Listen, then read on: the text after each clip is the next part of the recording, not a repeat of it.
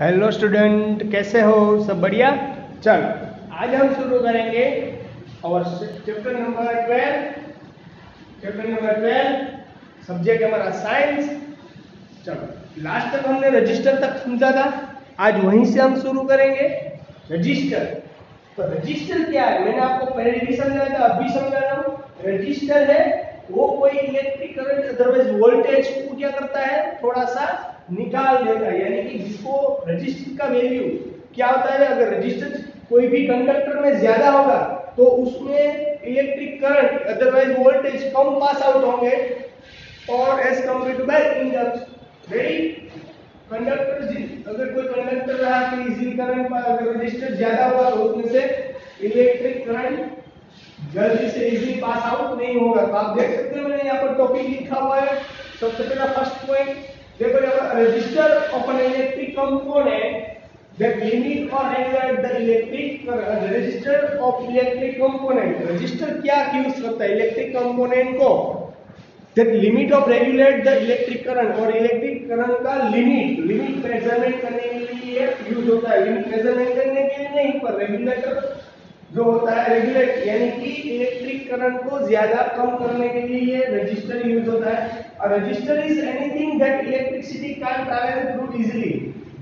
Register is anything, register होता है वो इजीली पास आउट नहीं होने देता, इलेक्ट्रिसिटी करंट को इजीली पास आउट नहीं होने देता। यानी कि थोड़ा सा रजिस्टर होता है जो अगर इलेक्ट्रिक करंट ज्यादा पास आउट होता है तो थोड़ा सा रजिस्टर क्या करता है, वो इलेक्ट्रिक करंट को थोड़ा एब्जॉर्ब यानी कि वो निकाल देता है। एग्जांपल ऑफ रजिस्टर, रजिस्टर कहां कहां प्रेजेंट होते हैं?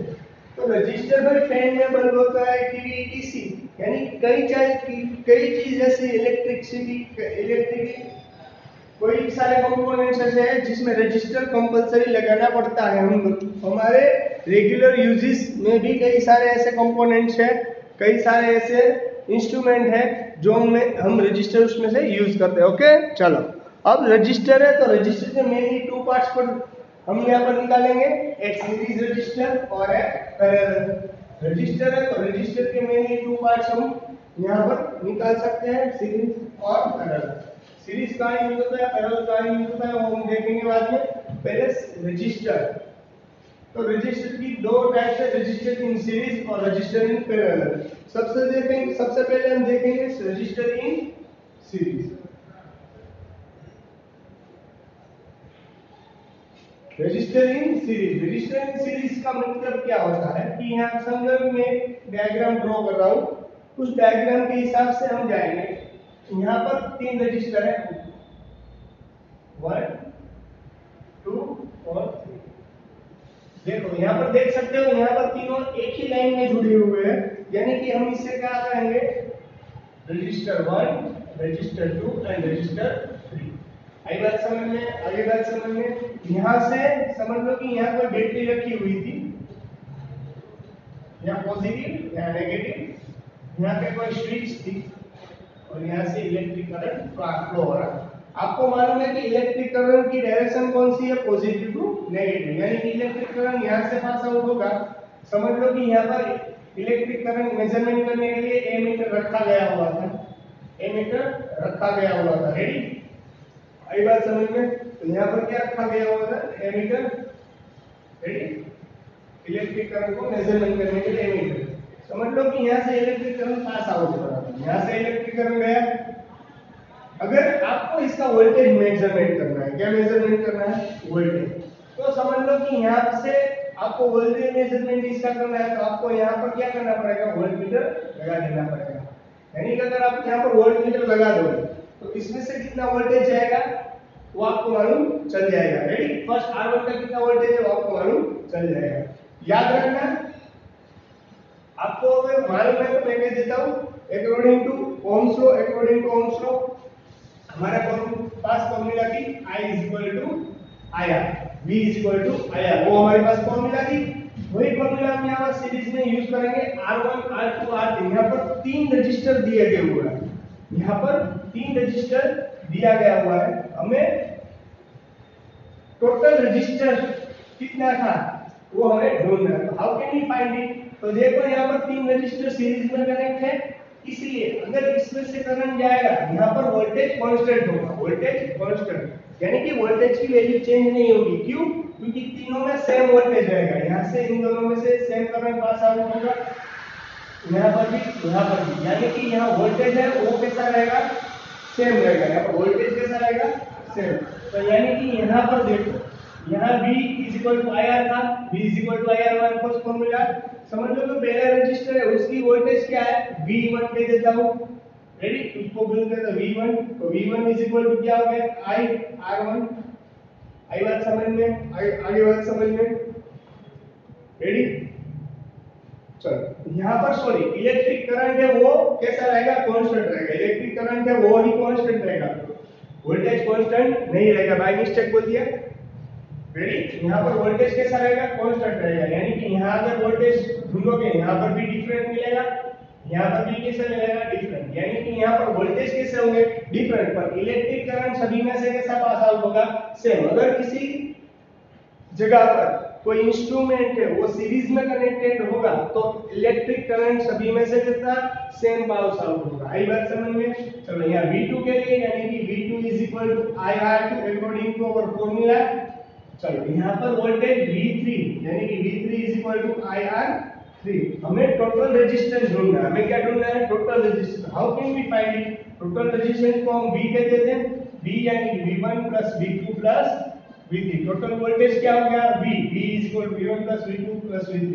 V1 क्या है हमारे पास? IR1, V2 क्या है? IR2, V3 क्या है? IR3। सभी में से V यानी कि IR, रेडी? आगे बात समझ में?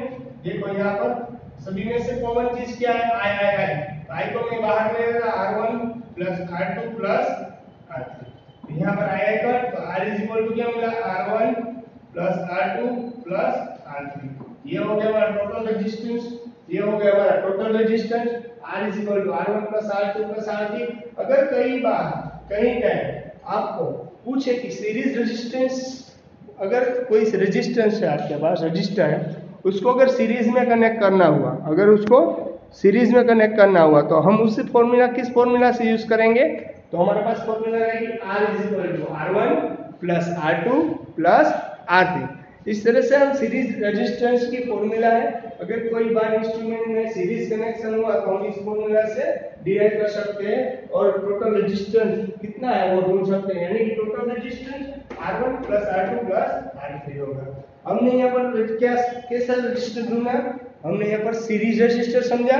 अब मैं समझाने जा रहा हूँ पैरेलल। ओके, सेम कंडीशन है पैरेलल रेजिस्टर में, थोड़ा सा ही डिफरेंस है, यानी कि उसमें भी समझ में आ जाएगा, कुछ दिक्कत नहीं। पर ये फॉर्मूला न्यूमेरिकल्स के लिए बहुत ज्यादा इंपॉर्टेंट है। मैं आपको अभी समझाऊंगा कि रेजिस्टर सीरीज में कहाँ यूज होते हैं, कहाँ पैरेलल यूज होते हैं हमारे घर में। तो ये सीरीज में कनेक्ट होता है या पैरेलल में, वो भी समझाऊंगा, रेडी? तो सबसे पहले हम लोग देख लेते हैं कि रेजिस्टर इन पैरेलल।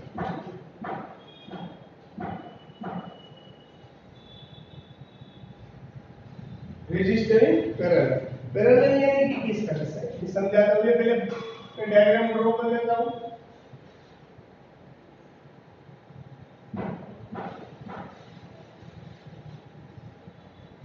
ये सेकेंड रजिस्टर है, आप देख सकते हो अच्छे तरीके से।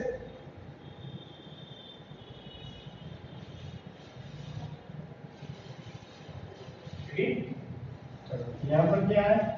यहाँ पर एमीटर है, ऐसे करंट फ्लो होता था। यहाँ पर बैटरी है, प्लस और माइनस होगा, आपको समझिए।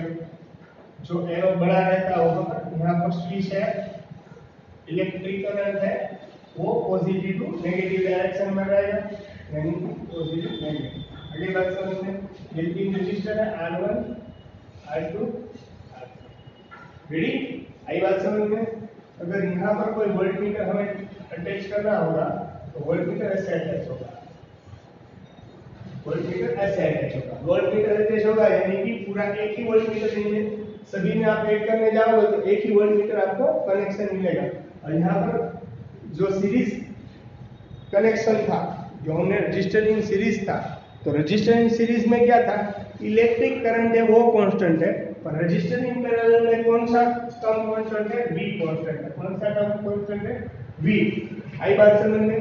सीरीज रजिस्टर में क्या होता है? सीरीज रजिस्टर में क्या होता है कि सभी में से electric current same pass out होता है, पर वोल्टेज वो डिफरेंट होता है। यहाँ पर वोल्टेज सेम है पर इलेक्ट्रिक करंट सभी में से डिफरेंट पास आउट होगा। आई बात समझ में?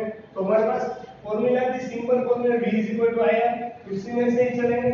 मैंने यहाँ बोला I1 I2 R3, तो यानी पर यहाँ इलेक्ट्रिक करंट पास आउट होने के लिए 3 पाथ दिए गए हैं। देखो इलेक्ट्रिक करंट यहाँ से भी पास आउट हो सकता है और यहाँ पर पास आउट हो सकता है। इलेक्ट्रिक करंट यहाँ से भी पास आउट हो सकता है और यहाँ इलेक्ट्रिक करंट यहाँ से भी पास आउट हो सकता है। यानी कि as compare to by series, अगर रजिस्टर पैरेलल, यानी कि अगर आपने कोई भी इंस्ट्रूमेंट पैरेलल कनेक्शन दिया है तो अगर आपकी एक चीज बंद हो जाएगी तो यहाँ से भी इलेक्ट्रिकल फ्लो हो सकता है और यहाँ से भी इलेक्ट्रिक करंट फ्लो हो सकता है। यानी कि अगर एक इंस्ट्रूमेंट खराब हो गया तो ये जो तो चल रहा है, यानी कि इलेक्ट्रिक करंट यहाँ से भी पास आउट हो सकता है, यहाँ से भी पास आउट हो सकता है। पर सीरीज में ऐसा नहीं पॉसिबल है। क्यों? क्योंकि सीरीज में सभी रजिस्टर एक ही लाइन में कनेक्ट किया हुआ होता है, इसलिए करंट फ्लो होने के लिए एक ही पाथ बनता है। करंट फ्लो होने के लिए एक ही पाथ बनता है। वो एक ही पाथ में से अगर एक भी इंस्ट्रूमेंट खराब हो गया तो आगे इलेक्ट्रिक करंट पास आउट नहीं हो सकता है। और यहाँ पर देखो इलेक्ट्रिक करंट यहाँ से भी पास आउट होगा, यहाँ से भी, यहाँ से। समझ लो कि यहाँ से होने वाला इलेक्ट्रिक करंट I1, यहाँ से होने वाला इलेक्ट्रिक करंट I2 और यहाँ से इलेक्ट्रिक करंट I3, पर यहाँ वोल्टेज कैसा रहेगा? कांस्टेंट। चलो यहाँ से मैं I को वेरिएबल में डाल दूं, ऑपोजिट गोस टू न्यूमरेटर, साथ में होगा डिनोमिनेटर। I यानी क्या हुआ? V/R। तो समझ लो कि यहाँ से निकलने वाला इलेक्ट्रिक करंट, हमें टोटल इलेक्ट्रिक करंट चाहिए। और I1 यानी कि यहाँ पर इलेक्ट्रिक करंट I1 यानी कि according to this formula VR constant V/R1 है यहाँ पर। रेडी? I2 के हिसाब से V/R2 होता है यहाँ से, और I3 के हिसाब से होता है V/R3। तो अकॉर्डिंग टू क्या होता है? I टोटल वाला इलेक्ट्रिक करंट चाहिए तो I is equal to I1 plus I2 plus I3। हमें यहाँ मिलेगा टोटल इलेक्ट्रिक करंट, और टोटल इलेक्ट्रिक करंट हमने ढूंढ लिया। समझ लो टोटल I1 क्या था हमारे पास? चलो I की वैल्यू क्या है? V/R। I1 की वैल्यू क्या है? V/R1, V/R2, V/R3। सभी में से कॉमन चीज क्या है? V। तो 1/R is equal to 1/R1 plus 1/R2 plus 1/R3। तो यहाँ पर तो कौन सा चीज हमने कॉमन ली है? V। सभी में से V निकाल दिया तो 1/R1 plus 1/R2 plus 1/R3, यानी कि V यहाँ पर कट, तो 1/R is equal to 1/R1 plus 1/R2 plus 1/R3। आगे बात समझ में? ये हो गया हमारा पैरेलल, ये हो गया हमारा पैरेलल। अगर कई बार आपको कोई इंस्ट्रूमेंट पैरेलल कनेक्शन दिया गया हुआ है, अगर कोई बार आपको कोई कनेक्शन पैरेलल में दिया गया हुआ है तो आप ये फॉर्मूला यूज कर सकते हो और इस फॉर्मूला के हिसाब से हम आगे हमारा न्यूमेरिकल्स भी सोल्व कर सकते हैं। आई बात समझ में? यहाँ पर पैरेलल है, रजिस्टर इन पैरेलल, रेजिस्टेंस। कई बार रजिस्टर को कोई बार इंस्ट्रूमेंट को हमें पैरेलल कनेक्शन भी देना पड़ता है, कई बार कई इंस्ट्रूमेंट को हमें सीरीज भी कनेक्शन देना पड़ता है। कहाँ सीरीज कनेक्शन होता है, कहाँ पैरेलल कनेक्शन होता है, वो हम नेक्स्ट लेक्चर में समझेंगे। पर यहाँ से ये समझना जरूरी था, series in register in parallel और register in series. Register in parallel की मतलब क्या होता है कि अगर यहाँ पर टोटल रेजिस्टेंस लो, आप टोटल रेजिस्टेंस लो तो भी ये सभी रेजिस्टेंस कंबाइन होकर भी टोटल रेजिस्टेंस की वैल्यू कैंसिल हो जाएगी, कम हो जाएगी। यानी यहाँ पर रेजिस्टेंस, टोटल रेजिस्टेंस की वैल्यू कम आएगी एज कंपेयर टू बाय 1 2 और 3।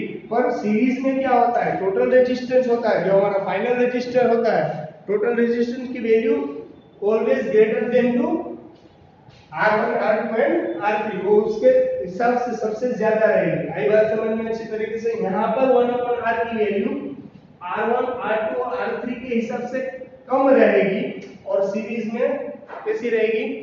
ज्यादा।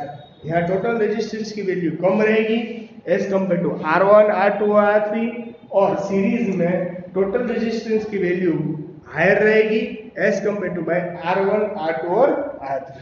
रेडी, कंप्लीट हो गया। अब मैं यूजेस समझाने जा रहा हूँ थोड़ा सा। ओके, चलो रेडी स्टूडेंट। अब हमने सीरीज और पैरेलल समझा, सीरीज और पैरेलल हमने समझ लिया। रेडी, कनेक्शन हमने सीरीज और पैरेलल दोनों समझा। अब जो कनेक्शन मैं समझाने जा रहा हूँ वो सीरीज और पैरेलल दोनों ही थे। अब देखो, अब मैं क्या बोल रहा हूँ वो अच्छी तरीके से समझ में। कई एडवांटेज है सीरीज के और कई डिसएडवांटेज सीरीज के भी है। कई एडवांटेज पैरेलल सीरीज रेजिस्टेंस के है, कई डिसएडवांटेज भी है। वो सारे एडवांटेज और डिसएडवांटेज हम नेक्स्ट लेक्चर में शुरू करेंगे। रेडी, तो आप ये अच्छी तरीके से देख लेना। अगर किसी को नहीं समझ में डाउट हो तो आप मुझे पूछ सकते हो। ओके, चलो goodbye and take care.